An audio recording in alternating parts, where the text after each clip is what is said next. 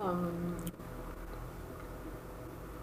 Hello everyone and welcome to this presentation on introduction to cybersecurity. This is our first lecture of cybersecurity.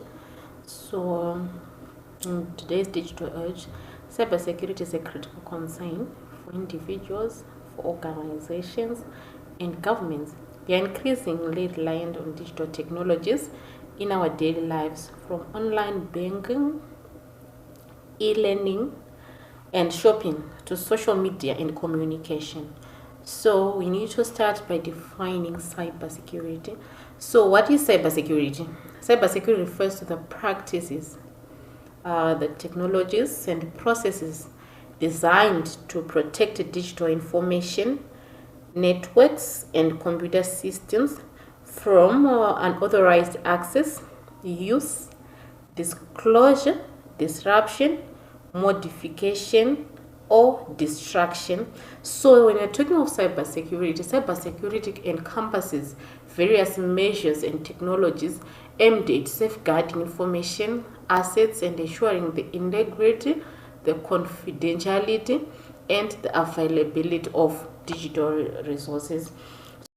It's a statement from Daniel Keys Moraine that says you can have data without information, but you cannot have information without data.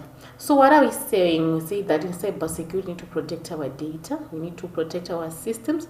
So I found this statement interesting. And when I talk of this, we are saying that this quote highlights the importance of data in digital age. And data is the raw material that is processed, stored, and transmitted by computer system. Information, on the other hand, is the meaningful and useful content that is extracted from data. In other words, data is the foundation upon which information is built. Then also need to move on to the significance of cybersecurity. As usual, you need to write what you think about cybersecurity, what you think about the significance of cybersecurity. You write down, then maybe you Google at the end of the lecture, or maybe you mark based on the information that I'm giving you during this lecture. So security, I just give a few significances of cybersecurity, but there are a lot that you can search. So we're talking of the increasing reliance on digital technology. So we are increasingly reliant on digital technologies in our daily lives, from online banking, online learning, shopping, social media, and communication. So this increased reliance on digital technology has created new vulnerabilities that cyber criminals can exploit. So hence this becomes the significance of cybersecurity. Then we have a proliferation. Before we move on, we can talk of an example, the WannaCry ransomware attack that affected many computers in many countries, causing the widespread disruption and economic loss. Then we can talk of proliferation of cybercrime.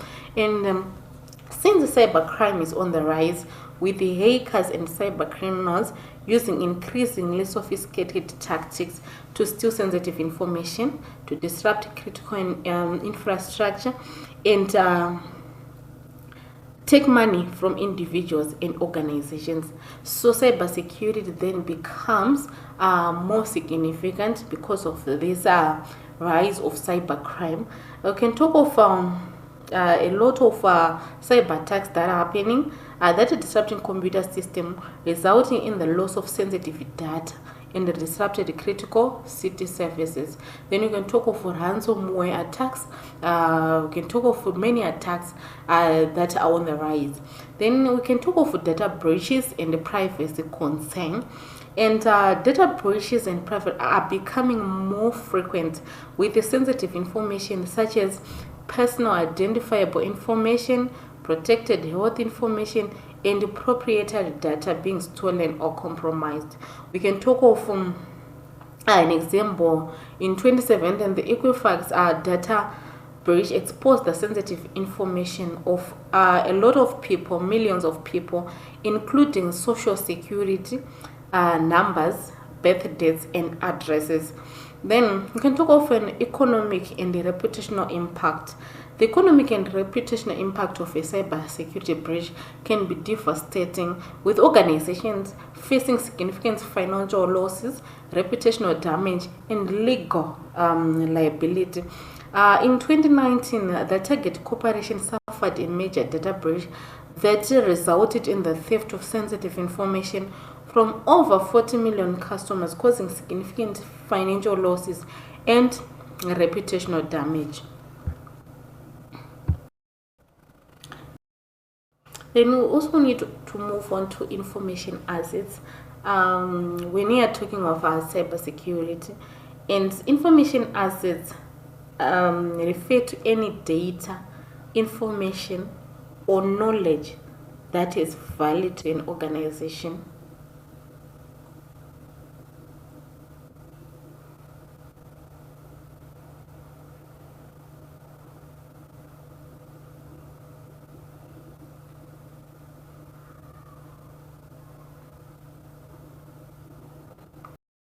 We're talking of something that is value to an organization or an individual. So you're talking of data systems, intellectual property, and customer information. So these assets are critical to an organization's operation, competitiveness, and reputation.